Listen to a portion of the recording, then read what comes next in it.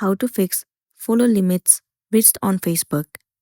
In order to fix this issue, let's get started.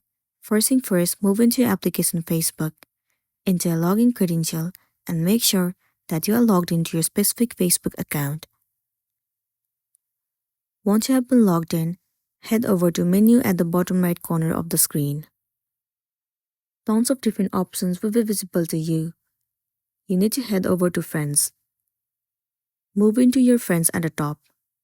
It will show you all the list of the friends that you follow on Facebook.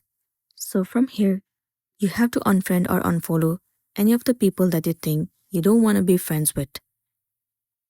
Similarly, unfollow other people as well. Unfollowing or unfriending other people might help you fix the issue, and then you'll be good to go. If not, try updating the application Facebook and enter the login credential again and then log into your account. That might also help you to fix this issue, and then you'll be good to go. So that's the wrap for this video.